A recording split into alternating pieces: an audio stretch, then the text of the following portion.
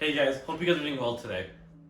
Today I'll be going through my mechanical engineering resume, and along the way I'll be listing out some tips and tricks that I've used and a few from my friends that have improved my resume and hopefully can improve yours as well. So this won't be an all-encompassing list, of course. It'll be more of a brief overview and then going into detail for a few little things, but hopefully it can help develop your resume and help you gain or land that interview at whatever company you want to work for. So the structure is going to be going through the whole resume, starting from the very top, going into the education, engineering experience, projects, and skills, just a brief overview. From there, I'm going to jump into how to make a good bullet point using the STAR format. And from there, we're going to go into what is good engineering experience and how can you get it if you're in a position where, let's say you're in first or second year. And lastly, going through general tips. That's formatting, an appearance, what software to use, stuff like that. So without further delay, let's start off with the very top, my name. So your name, pretty self-explanatory, and then your contact information, make sure it's all correct. Double check for sure. Education, what's inside the education, we'll come back to this later, but for now, it's just university and my degree that I'm studying for. Engineering experience and projects, and lastly, skills. So let's jump into the engineering experience initially. For the engineering experience, I have listed the position I was working in and at the place I was working in. So the Pipeline Engineering Center student researcher and at the Multifunctional Engineering Dynamics and Automation Lab in Calgary, Alberta. So pretty cut and dry. From there, I have a few bullet points here, and I would like to jump into one of them to show you how you can create good and valuable bullet point using the STAR format. So the STAR format is basically situation, task, how you accomplish the task, and the task and the result of the accomplishment. So you'll find this format very common with behavioral questions, and it's pretty self-explanatory. It works really well. That's why we use it in our resumes as well. So let's take this bullet point for example.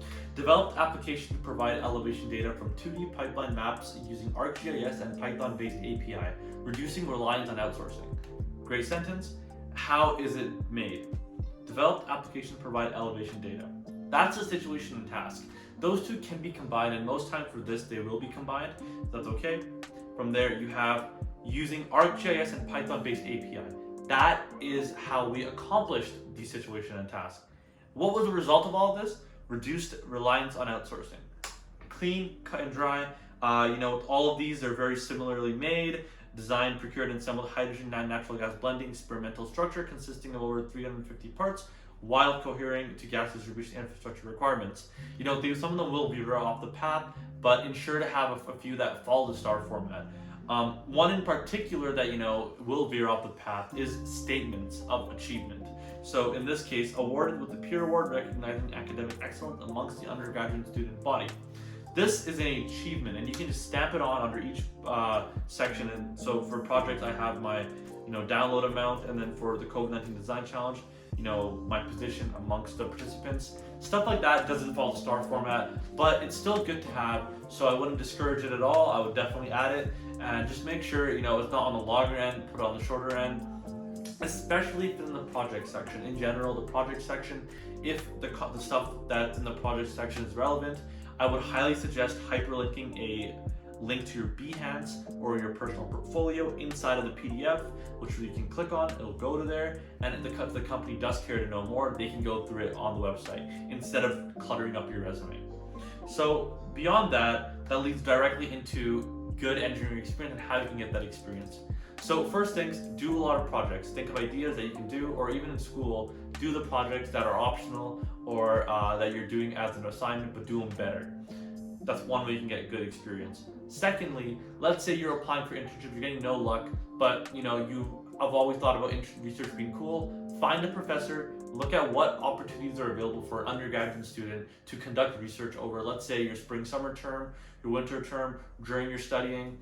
Make sure that happens. Look into that. That's what I did. I was in my second year, and I applied for research because of the pandemic, there wasn't much opportunities available, and I scored a really cool research position, and that can make or break your next internship cycle. So look at research positions, try to find them, talk to professors, get in touch. There's normally a program in place at most large universities in North America that you can get in at, and hopefully, get some good experience. So what is good experience? There's always a balance between technical and communicative, interpersonal skills like that. So wherever you can develop those is where you want to head to. Technical skills would include, skills such as, using Python tools, using the software, that's cool. But being able to also use Excel, being able to keep track of stuff, being able to procure stuff, that is a part of engineering. And you want to get that kind of experience so you can throw it on your resume. That leads into the format of the overall resume. So in general, you can use any sort of editor you want. I personally like using Figma. It's easy to use, very, very, very good looking, and it's not very clutter heavy. You can use Canva, which I think is also free. Figma is free for sure, and there's a few others that you can use. I'll link down below if I can find them, but I'll link Canva and Figma for sure. You can use Word, but I don't recommend you use Word because a lot of times the headers get in the way, the spacing is weird, but as a baseline, you can use that. So quickly, let's go into the format of the resume. So I have education at the very top, and this is because this is for an internship position, so education is more relevant in that case. As you get older, education becomes less and less and less relevant. Your experience becomes more valuable, so that should be here down at the bottom, let's say 10 years from now. Your skills will then move up to the very top because these are things that you've developed at each position. So in the skills section, we have software, languages, and manufacturing. Software is what you're proficient in using. Make sure to list things here that you can jump into and understand and get well accustomed with easily. Languages, same thing applies. But then lastly, manufacturing.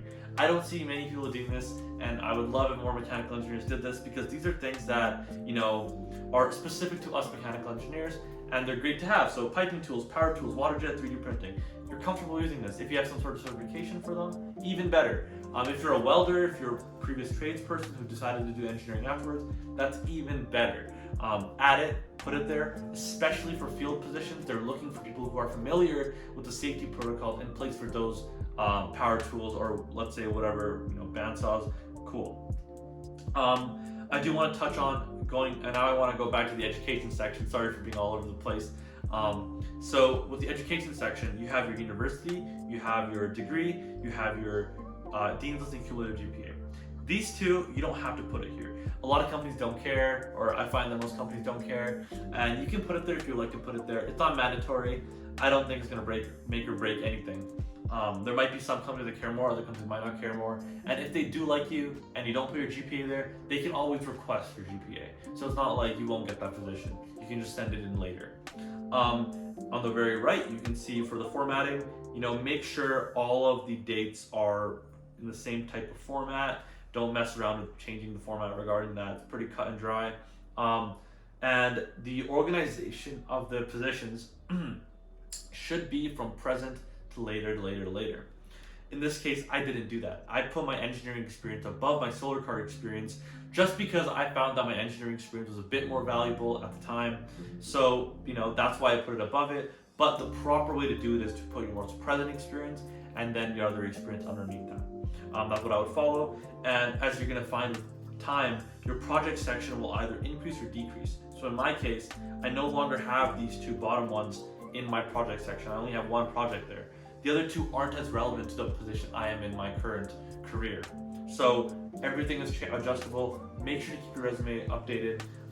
Add things to it, take things out, make it concise, improve it. It's all a part of having a good resume. You're up to date, it's up to date, and you're ready to add something or take something out very quickly.